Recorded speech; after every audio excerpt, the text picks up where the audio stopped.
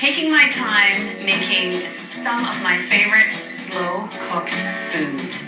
And a vegetable tagine is a hearty, stewy, gooey, fragrant, fantastic either main course or side dish. And I pack this one with all sorts of nutritious vegetables. And I'll slowly start heating my pot with a little bit of olive oil. Start with onion and carrots, a common ingredient in anything slow cooked just because they hold up through the cooking process. And I've peeled and diced up some sweet potatoes, but the mineral content in sweet potatoes, they're so good for you. And for complexity and flavor, some parsnips, which I'll chop up. And parsnips look very much like a carrot, and they cook at about the same time, but an altogether different taste. Very much reminiscent of a baker's cupboard. You know when you open your baker's cupboard and you've got things like cinnamon and some raisins, nutmeg, clove. There's a gentle spice element, even a hint of vanilla in there. So this really sort of rounds out the flavors. This style of cutting where I roll and cut actually has a name, paisan or country cut. And it's a rough or rustic style of cutting your vegetables, but it means you can cut even pieces so that the vegetable cooks evenly. And I'm going to start cooking these. Oh, wait, my celery root. And it truly is the root of a celery plant. You can actually see some of the celery shooting off here. This is where the celery stalk would grow from. And celery root itself has a milder taste, but a buttery sort of texture, so beautiful combination. So the easiest way to prepare a celery root, I make a flat side, and then I cut down the sides of the celery root. And then I do the same with the bottom half. Then cut away these outside wrinkles, as it were. I'll use about half of this.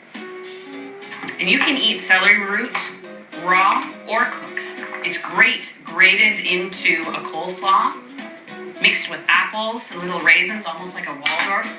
Here are all the veggies that I first want to sweat out. Just soften them slightly. And it's to bring them up to an even cooking point of the other vegetables I wish to add in. 3 cloves of garlic, just like when I was making ribs. The time spent cooking the vegetables will mellow out the flavor of the garlic. To go with the garlic, a little bit of ginger. Actually, quite a bit of it, about 2 tablespoons. And give the veggies another stir. After I add my liquids and bring them up to a simmer, I'll add my other vegetables.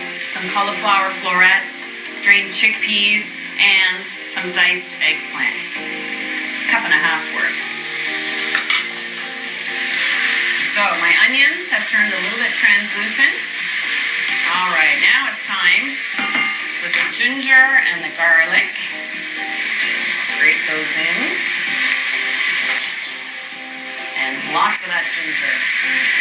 A lot of ginger, about 2 tablespoons.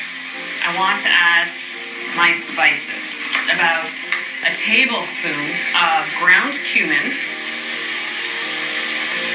and the same measure of coriander. And what really makes this vegetable stew Moroccan, about 3/4 of a teaspoon of ground cinnamon. Works so beautifully with all of these savory spices. And so before I add the liquid, this gives a chance for the spices to toast up a little bit and coat all the vegetables. Oh, that smells fantastic.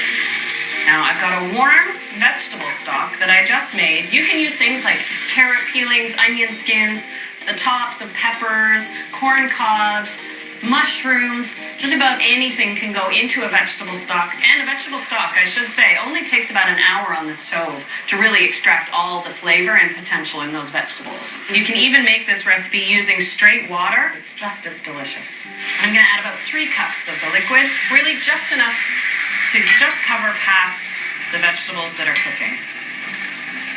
So I can add my diced eggplant, my fresh cauliflower florets, the last addition, a tin of cooked chickpeas that I've drained and rinsed, and adding the sort of nutty and creamy tasting chickpeas makes this a complete protein, so you can serve it as a vegetarian entree or simply as a side dish, which I know Michael will enjoy next to those ribs. Now, a traditional tagine actually doesn't refer to the stew itself, but the dish it's baked in. A traditional Moroccan tagine is a clay pot, and you actually put a ceramic cone lid on top of it. The steam actually collects at the top of the cone, condenses, and then drips down the side of the cone back into the stew so you don't lose a bit of moisture or flavor. This is a fabulous ingredient, pomegranate molasses, and it has a sweetness to it, adds a great color to your dish, just adding about 3 tablespoons. If you can't find pomegranate molasses, fancy molasses works just as well. I'm not going to add more liquid, even though the vegetables aren't completely covered at this point, only because the vegetables are going to let out some liquid, and then everything will sort of settle down into its place. The last little bit of sweetness here, some chopped apricots and raisins. Nice little surprises as you take a bite of your stew. Now these vegetables will take about 20 minutes to cook, and as they cook, they'll let out some of their juices. And in the end, I'll serve it sprinkled with a few toasted almonds as a finishing touch. But I better strain my stock for the couscous that I'll make later on. But before I do the couscous, I want to make my baked apple almond cakes.